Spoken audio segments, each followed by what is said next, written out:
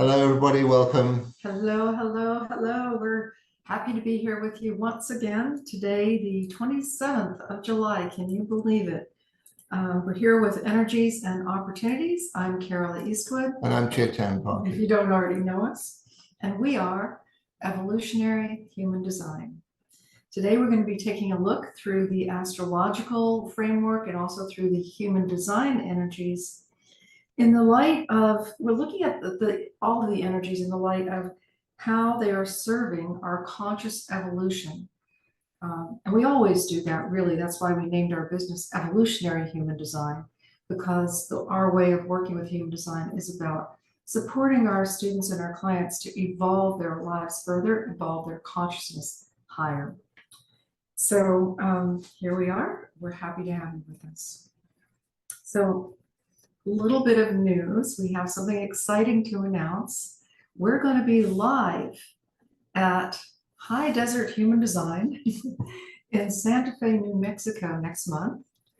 Well, sort of next month. It'll be September, where we'll be speaking and giving some talks, like hour and a half or 15-minute talks, and then be on a panel. Plus, there's going to be a whole bunch of different human design practitioners and teachers all gathered in space, each of them with some workshops to lead or classes to give. And Chetan is going to be featured at this event with a full day event that he'll produce on September 23rd, Monday, September 23rd. So the event happens in the 5 days leading up to that, September 17th? 18th. Starting September 18th and going through the following days all the way to the 22nd. And then on the final day, we've got the full day karma clearing event. Do you want to tell us a little about what happens in the karma clearing? Well, a little bit of a background on this. I was invited to go and teach in China, teach human design in China. And it was a great adventure. And it turned out to be very popular for people there. And I ended up going 3 times a year. Well, you know, you can go through a lot of material in 3 visits a year, but I ran out of materials. And so they asked me, have you got something new, something different? And I thought, well, you know, I'd always wanted to have a look into the unconscious, or what is called the design in the human design chart. I always wanted to go in there and see, you know, what's the story in there? So I did a really deep dive into that and came up with a couple of what I call karma clearing trainings. And the first one is all about getting clear of how we make connection with people in life. And it became very evident to me that we've all been thoroughly conditioned in how we're allowed to behave. And so going into the unconscious, it became very evident, you know, what it is that's baked into our genetic makeup. And then what does society around us enforce in that area? So I tried it out. I have great students in China, and, you know, we went into this. I made a 2-day event out of this. Love karma clearing. And honestly speaking, the first day we set the scene for it, the second day we went into it. And within a matter of minutes, everybody in the room was crying their eyes out and, you know, literally sitting on the floor, in a sense, wondering what was happening to them. And I was completely amazed, you know, what is this that's going on here? And what I was told by the translator and what everyone was telling me was that all the ancestors had come into the room. And, you know, in China, they have a lot of powerful connection with their ancestry. They spend a week a year going to put flowers on the graves and say prayers for their ancestors. And the ancestors came to visit. And it was, you know, I mean, anyway, miracles happen. Miracles happen, and we opened doorways into all other things. And nobody came out of that event without some massive change in their life. You know, just seeing the love and the connection throughout time coming to them. And in some way, the expectation for them to blossom in this lifetime and clear anything that might be karmically held up. Yeah. And so it was an amazing event. So it encouraged me then to go and look more, see about people's destiny paths in this lifetime. And it became very evident that in previous lifetimes, or we might say in ancestral streams, there's also holdups there. That we've only been allowed to go so far because the constraints of society or family or whatever, the timing of things. And so I found a way to open up that whole thing to release any blocks in previous lifetimes. And then to have a look at, okay, what do we set ourselves up in this lifetime to do, to play out? What is our destiny path? And the same thing, found the keys to open up this site. So let's just say, I am the most surprised person in all of this, that these two things work. And we're going to do them both in Santa Fe, 23rd of September. You're all invited. Let us know. There is a limited number of places. I have to say that because, it's not for everybody. But you're invited. And if this is something that appeals to you, you feel like there's something holding you back, because the results that people have had is just saying, I feel like I'm walking out of a swamp. I've got all my programs organized. I've got the titles of my books and all the chapters written out. I know exactly what it is that wants to come through me now. So anyway. Just a lot of clarity. A lot of clarity after comes. clearing a bunch of old karmic patterns. Yeah. Everyone has a different experience with it. So just, it's up to you. You work out if it's something that appeals to you. But the invitation is there. There is a page about it on our website. If you go to evolutionaryhumandesign.com, and then on the top tab bars, the second tab over, next to the home page says live events. Just click on that tab, it'll take you right to it. High-desert-human-design is another way to get there, evolutionaryhumandesign.com. But take a look and see if you're called. Since the pandemic, there's been so little of our ability to travel and be with all of you in person, which we love doing. We used to produce workshops all over and have people come. And so this is an opportunity also to get to meet some of you if you feel called to join us. So take a look at that. And that said, there's plenty of material to go through, so we better all right. Let's see what's happening now. We're ending up July and what happens in August. Yeah, so here we are. I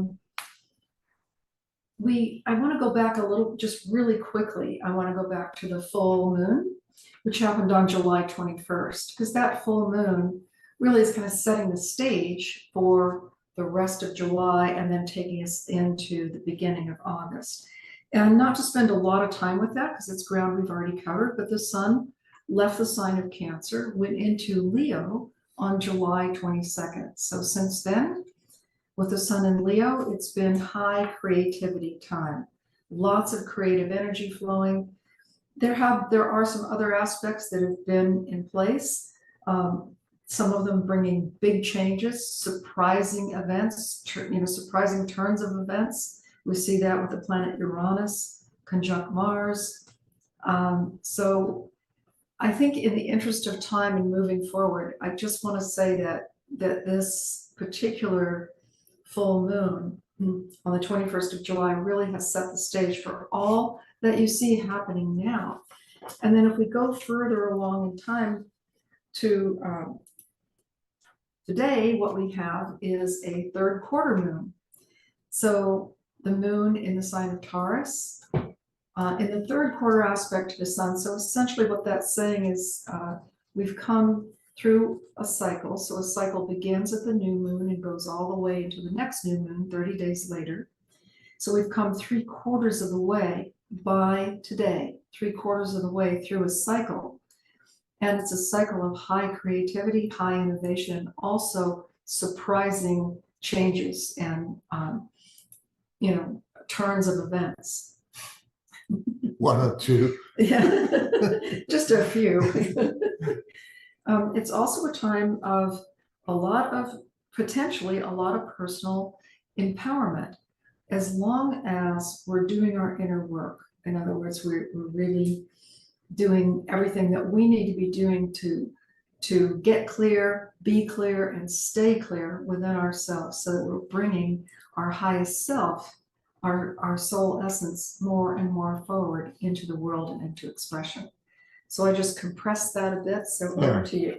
Well, you went back to the full moon, and I need to just kind of go there for a moment as well. It was actually a full Pluto as well at the same time. meaning that the Sun and Pluto were exactly opposite each other. So Moon and Pluto together in the sky. And it was in the 60th hexagram, which is the gateway of limitations. And it was just, if the sun shines on limitations, it gives us that whole thing, and the moon kind of reflects back these limitations.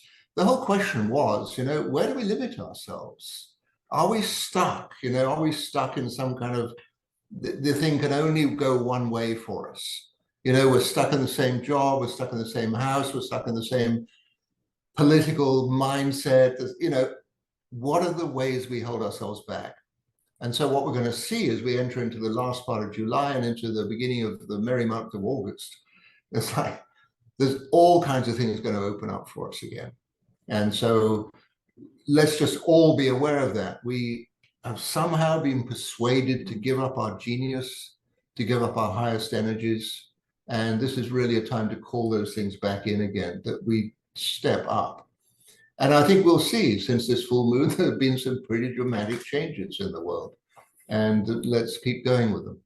So over to you in the astrology as we get into the month of August. Okay, so the month of August, the first thing that happens that's astrologically significant is a new moon on August 4th.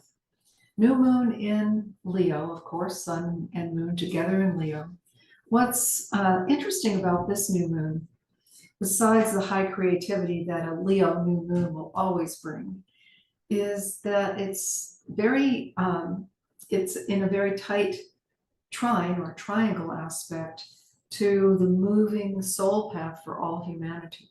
So the soul path has been moving through Aries, and essentially what that means is that in our evolutionary cycle, we each have our own personal evolution, life path and purpose, and where we are on our spiritual journey.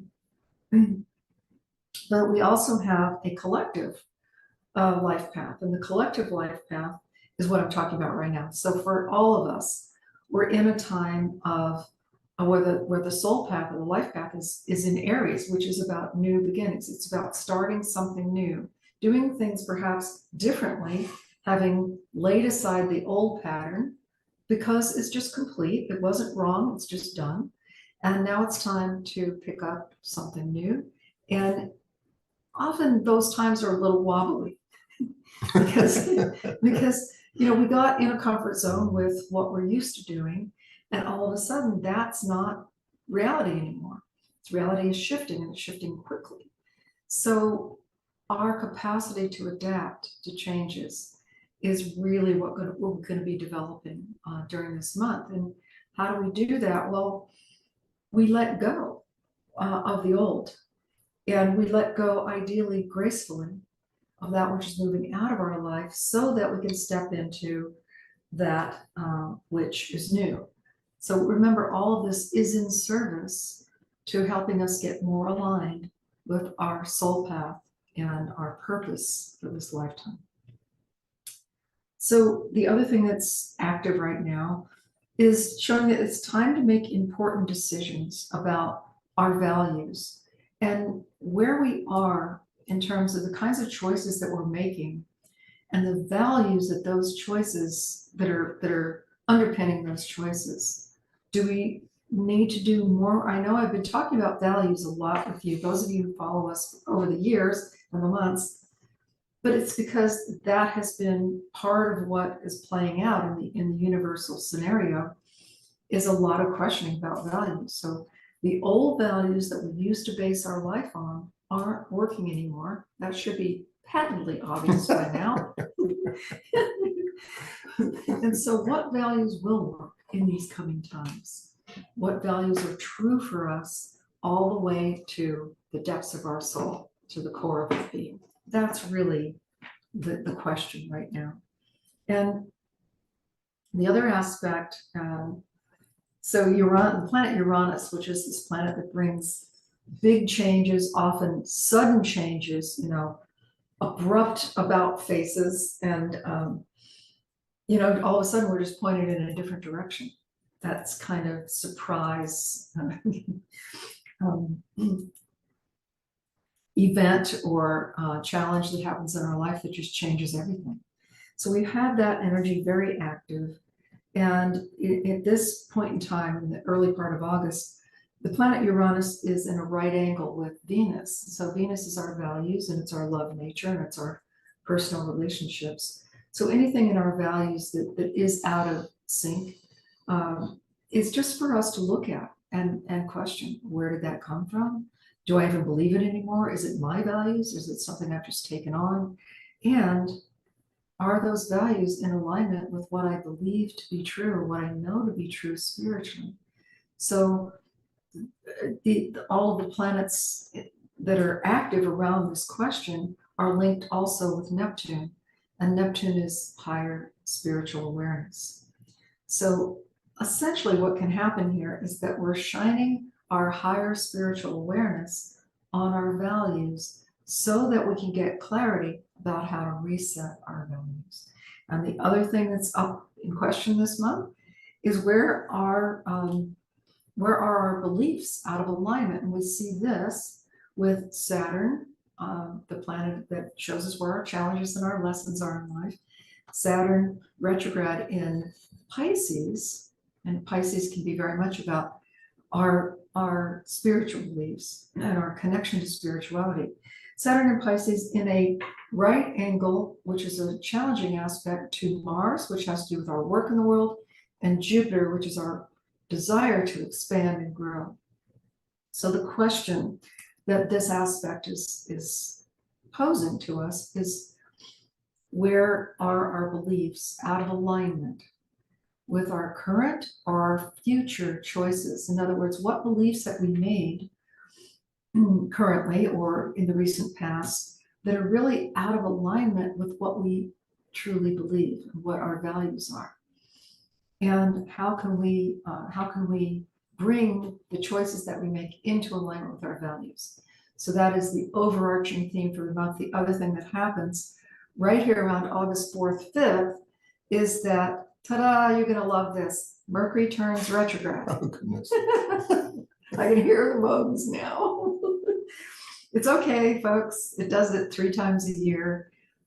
It's actually, as I've explained, it's an important process because it gives us an opportunity to take a deep breath, look back over everything that we've done over the past 3 months, 3 or 4 months, and assess, what do we need to complete, wrap up, be done with, so that we can kind of clear our desk, clear the space to move forward without the impediment of a lot of undone, incomplete projects and ideas of things we were going to do. So clearing the decks is basically what's on deck for pretty much the rest of August. I mean, it turns retrograde on the 4th, 5th. I say 4th, 5th because different parts of the world.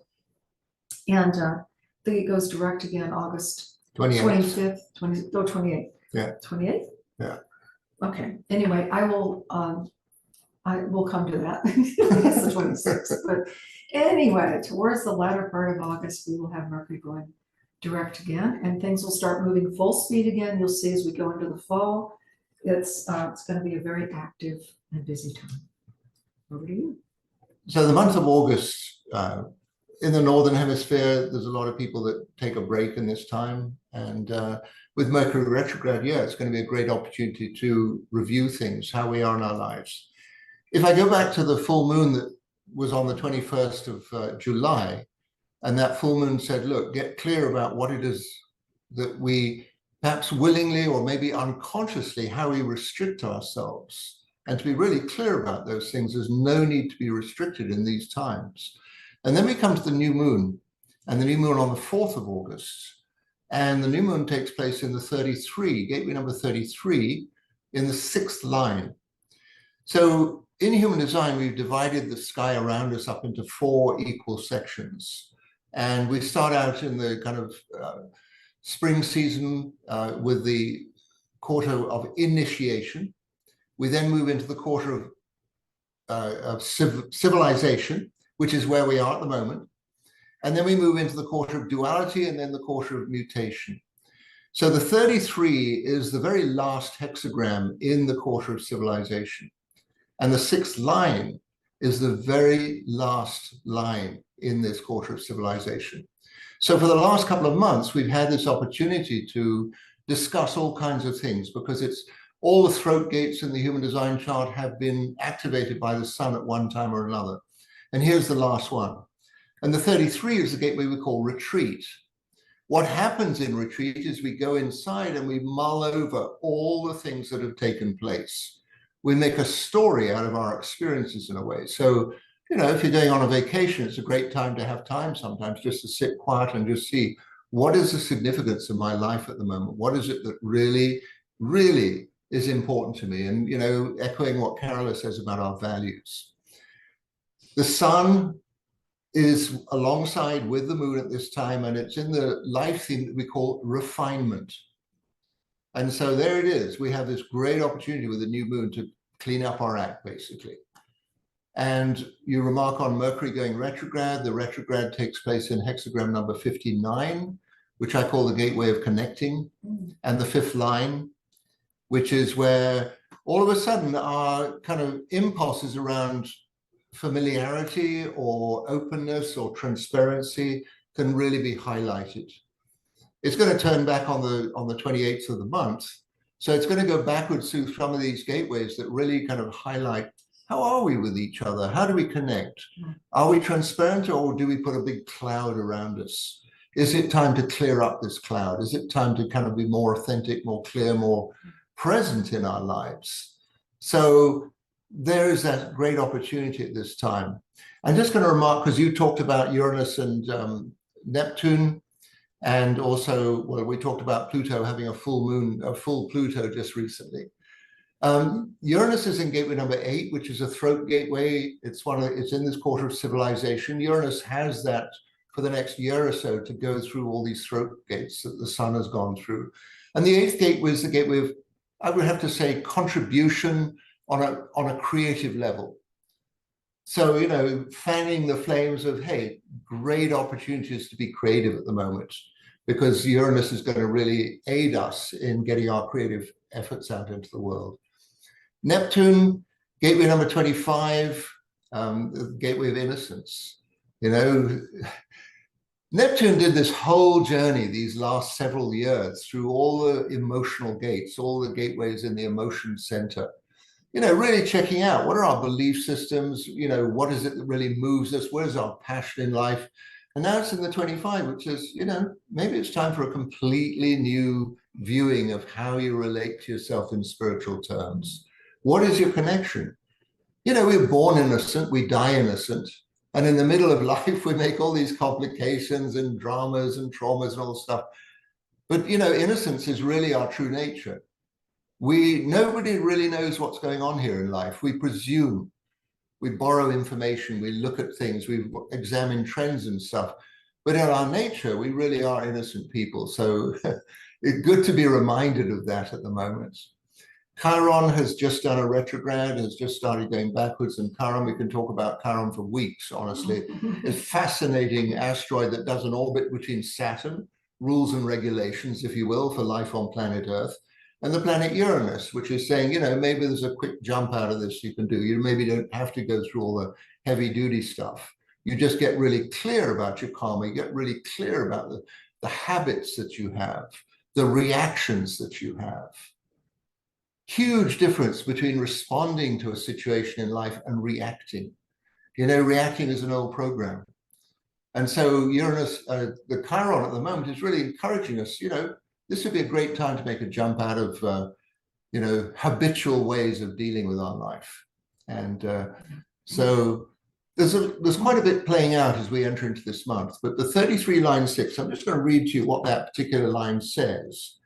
33, the gateway of retreat, right? And I'm saying it's the last hexagram and the last line in this quarter of civilization. The line is called letting go. Moving on from moment to moment, from one scene to the next. Talk about coming into the present tense, and talk about letting go of all the baggage, all the things we're so used to carrying around with us. Letting go, right? Letting go. Let's move on into a whole different scenario as we move on through August and onwards. over to you. Okay. So let's move on to the first quarter moon. I started on August 4th with the new moon, so that's the beginning of the new cycle. It's just nascent. It's the new cycle of creativity. And then we come to the first quarter moon on August 12th. The first quarter moon in Scorpio, and of course, anytime the moon's in Scorpio, we're asked to look at what does need to be transformed, which you were just talking about. Essentially, we've got so I'm going to come back to the first quarter moon because I think I want to follow this thread with Jupiter and Mars in this right angle square with Saturn. So essentially, we've been talking about coming right up to it and confronting the beliefs that we've held or carried around with us that haven't been examined, and really asking ourselves, what is it that's really true for me? So this process, Jupiter and Mars are, kind of forcing this process through with their pressure on Saturn, saying, we got to get really clear here. What are our values? So we're getting up to speed on not just our values, but also our beliefs, what we know to be true in our heart and soul. And as that happens, Jupiter and Mars in Gemini, remember Jupiter's expansion and Mars is our work in the world, form this beautiful aspect with the Sun in Leo, high creativity. So we're getting at the same time that we're challenging old ways and old beliefs, we're getting new ideas and new inspirations, and they're coming naturally. The other thing that's happening is, essentially we're working with healing the split between our human selves and our spiritual selves. And we're moving, potentially, we're invited to move anyway, into our next highest level of consciousness. What shows this in this time is the Sun in Leo in a right angle with Uranus, which is the awakener to higher states of consciousness. That's essentially what Uranus does. It shakes us out of our habitual ways and our rut, or our just, humdrum way of going about life. And it says, hey, heads up, are you looking at the big picture? Are you asking the big questions in life? Are you seeking meaning deeper than just your daily experience? So it wakes us up to our spirit, to the potential of realizing our spirit essence. And that's where we can take big leaps into higher levels of consciousness. And the Sun in Leo is facilitating that with this beautiful triangle aspect to Chiron, that planet that has to do very much with awakening to our higher self.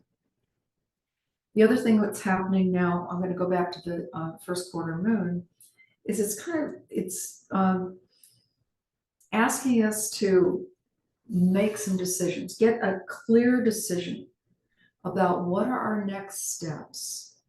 And so this isn't a mental process. I'm saying decision, and that maybe makes you think of your mind, but it's more a decision that's made with your being, your essence. What is it that is our next step in life? And allowing the answer to come. And when the answer comes, it comes through grace, and it comes with inner wisdom. It doesn't come by trying to think things through. That just doesn't work. Not for answers. Maybe a brief flash. Yeah. But sooner or later, it has to be rearranged. Yeah, sooner or later, we have to get to our truth, right? Yeah. Because that's the only place where we can really be free. So the other aspect that's happening with Uranus is, and you had mentioned this too, it's in this beautiful aspect with Neptune. And that's what's facilitating the potential for us to make really big leaps into our whole next level of experience and expression. Where we're really talking about the potential to let go of the old way of holding ourselves or seeing ourselves in life, the old way of imagining what's possible for us, and stepping into something completely new, a new understanding of what's truly possible for us individually and also as humanity. So I'm going to move forward to around the 15th of the month. It's not going to say the first couple of weeks of the month are dull by any manner of means, but on the 15th, Mars, which is traveling really closely with Jupiter at the time, goes into gateway number 45. And 45, it's one of the throat gates, and it's the gateway, we call it gathering together, as in pooling resources, but we also extend it into seeing it's the gateway of the king or the queen or the ruler or the pasha, or basically the one that has the last word. I always love looking at the 45 in terms of, if somebody has this in their design, they have this last word on things. They have the best seat in the room. They have this kind of overview of responsibility for anyone that crosses their path in a way, because in a sense, they have this role of being the king or the queen. And so if you consider the medieval setup there, the king and the queen have their court. And in that court, there's everybody muddling around with each other. And there are ministers who deal with the day-to-day difficulties, whatever. And the king and the queen sit on the best seats. And they're kind of overlooking everything. And if they want to talk to somebody, they'll bring them up. But if there's an issue that the ministers can't handle, then the person gets an audience with the king or the queen. And thereby, whatever the king or the queen says, that's the deal. This is what happens, 100% consensus, or leave my queendom or kingdom. So I make a fuss out of this in a way because it's unique in this principle of having to have the last word and having to have that authority. So Mars is going in there on the 15th, Jupiter goes in there on the 16th. So Mars is a very straightforward, let's get on with it, let's get stuff done. Jupiter has, we call it the great benefic. It's the guru planet. It's the master planet. It's the one that brings about benefit and expansion in our worlds. And in this gateway are the 45 of responsibility for whoever comes in and out of the life. It just happens. Jupiter's going to do a retrograde motion. And so stays in the 45th gateway all the way until December the 2nd. So from the 16th of August all the way through December the 2nd, Jupiter is going to be in this 45th gateway of gathering together, of pooling resources. It then drops out for a little bit and goes back in again in April of 2025, April the 7th, and stays there until till May the 6th of 2025. So we're going to see some very interesting interactions there with Jupiter taking this particular stance for us all. The 18th of the month, we have our next full moon. And again, consequential. If we're talking about this sequence of recognizing things that don't work for us, our limitations and stuff, letting go of the story with the new moon, letting go of a story, I've had it, I don't need to hang on to this, drop the baggage. And then we get to the full moon, and the full moon on the 18th is in the 30th hexagram, which is the gateway I call desires. We've been talking a little bit about values. What is it you desire? What are the experiences in life? I'm not talking necessarily about a bucket list, but I'm talking about what is it that's important to be fulfilled in this lifetime? And what is it that's just dross? Other people's suggestions, you've got to do this, got to do that. And it's like, no, it doesn't quite cut it with me. And so the full moon gives us this opportunity to see, maybe there are some things that I have not fulfilled yet in my life. And this is a great time to have that highlighted. So 30th hexagram, the third line. We're talking about a gateway that's in the emotion center here. And emotions, it's so easy to get caught up in desires emotionally. And this is just saying, look, be really clear of the ones that are going to do something for you. The line is called keeping your cool, going beyond desires by going through them. Those things that we've been, you can't do that. Nobody's going to allow you to do that. That's against the rules. God's going to have a problem with you if you do that. We're here to have a life experience. And I'm not saying we're here to be irresponsible. I'm here to say we're here to live true to ourselves, true to whatever it is that's going on within us. And any kind of sense of guilt, that is somebody else's idea. We've all got to understand that, with Jupiter in the 45, we are talking about sovereignty. Right? We're talking about being true to ourselves. We're taking charge of our life. And so this full moon in the 30th hexagram and the third line is basically saying, you're clear to do something, do it. Do not do it half-heartedly. Do not kind of tiptoe backwards and forwards. Oh, not quite sure whether, anyone watching, am I supposed to be doing this? Just, the Chinese word for the 30th hexagram is the clinging fire, right? It's a fire that stays with you until you shake it off. It's a desire. And until you live out that desire totally, 100%, right? There's always going to be this kind of niggling feeling. Should I do this? Shouldn't I do it? Who's going to complain? Am I cursed if I do this? So I'm saying, this is a great opportunity. We've let go of a lot of handicaps, a lot of things we're not supposed to do, a lot of things that we've been told, you've got to live your life according to this. We've let go. And now this full moon is saying, look, grab onto whatever it is that's been calling to you. Don't just meddle around with it. Go for it. Full on, 100%. Find your sovereignty. That's what it's all about. And let's just say it's an amazing time to go through extraordinary experiences. It is indeed. And I agree with 100% of everything you just said.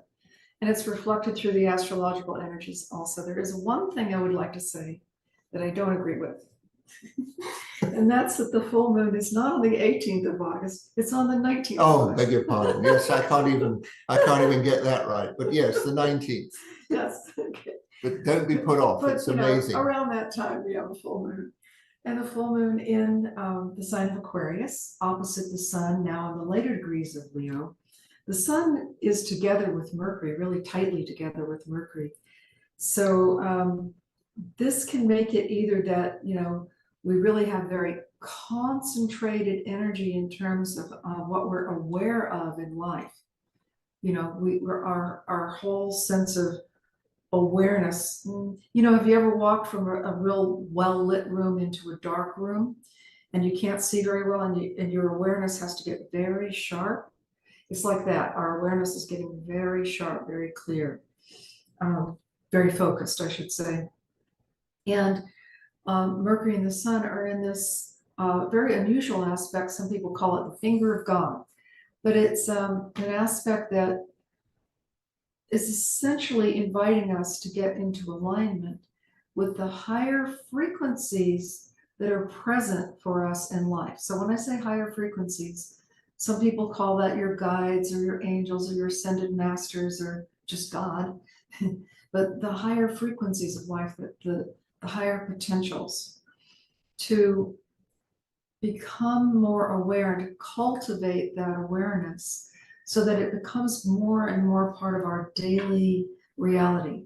So we're living more and more from our spirit essence and less from the personality. So that's a very beautiful aspect that's happening right at this time of the full moon. I mean, on the day of the full moon, this aspect is strong, powerful. So we've been talking about Mars and Jupiter being together because they've pretty much been together all month in the sign of Gemini. Jupiter is always going to be an expansive influence. It's a growthful influence. It's one that brings inspired energy. But we've also seen that this connection with Mars and Jupiter are receiving a right angle or a square aspect from Saturn. So it's about tempering all that expansive energy and expansion and growth energy and wanting to go and get it done. Tempering that with finding Saturn's or using Saturn's propensity to take us into really looking at the realities of things. So it's bringing us into, if Saturn's in Pisces, it brings us into a perusal of meaning. What is the meaning in all of the activities we're doing? So taking a deeper look at that. Everything we do should have meaning, should in some way be a ritual, in some way be a sacrament. And when it is, we're living life from a place of very high creativity, and a lot of blessing. So the other thing with the full moon is we're getting we have aspects between the moon in Aquarius and Chiron in Aries. And Chiron is that planet we've been talking about that has to do with linking the higher self and the lower self. And those, and moon also trining into Mars and Jupiter. I'm probably giving you too much astrology here, but some of you know a bit of astrology, so hopefully you could follow my thinking. But the bottom line is what all this is saying is that the full moon is illuminating a vision for new creativity in our lives. What is the new creativity? And this full moon will shed light on that new creativity. The other theme that's present here at the full moon, the planet Venus, which is relationships, opposite Saturn. So, we've been working a lot and deeply, and we've been led to look deeply at our values and reimagine our values. Once we get clear on our own values, then there's still the need to look at our shared values or our partnership values. Because pretty much most of what we do in life is in some kind of partnership. We go to work, we work with other people. We have a business, so we have clients, or we have a relationship, we have children, or, so we're relational beings. So if our values are up leveling, are the primary relationships that we're in also sharing that up leveling of values? And if not, are we out of alignment? And if so, how can we get back into alignment? Some people could call it a challenging aspect, but really it's just about getting clarity, not only on our own values, but on shared values that we share with others in any kind of mutual endeavors in living together and making life together or a business together. So that's what I see at this full moon, this very highly creative full moon. Now, as we come to this time of the full moon, just a few more days to pass before the sun is going to leave Leo and go into Virgo, and that's going to be a whole nother change about. So I'm going to move on from the human design perspective to the 23rd. And when I saw this, it kind of made me chuckle a little bit because the sun goes into the 59. I talked a little bit about Mercury in the 59, like that whole thing about being transparent with each other and just being open. The 59, the gateway of connecting. And it just happens that Venus is in the 6 on that day. So we have the channel of 59-6. And those of you a little bit familiar with human design will recognize this is a channel of procreation. It's a channel of great creativity, but you might say the ultimate creativity is creating new children. And it's in there from the 23rd to the 28th. Be warned, if you want to have children, this might be a great time to be exercising that possibility. If you don't want children, you might want to go fishing instead. Then also what happens on the 24th, Mars goes into the 12th gateway and Saturn is sitting in the 22nd gateway. And there you'll have this channel of romance, the 12-22. So, a little bit of energy being applied also to this season of fertility. So be watchful about this, great time, as Carola was saying, to really look out for our relating and our relationships. And, just to be really, really clear in that. Mars, it's a planet of kind of activity, of moving towards something, about making something happen. Saturn is in the 22, which is the gateway of grace and graciousness. And so this whole channel of romance can be, it's kind of odd bedfellows, Mars and Saturn in this channel, but it's basically saying, there's always that possibility to rearrange things in our affairs, in our romantic life, in our dreams, in our visions, in our, creativity. So just a lot of energy in those days between the 23rd and the 28th of the month. And then we have a little dance between Mercury and Saturn. Saturn is doing a retrograde at the moment, and it doesn't stay in the 22 very long. It drops out and goes into the 63. And at this time, Mercury is just about to do the turnaround, and it's in gateway number 4. So those of you familiar with human design, the 63-4, this is the channel of doubts and solutions, the logical mindset. And so we may find ourselves overthinking a little bit towards the end of the month.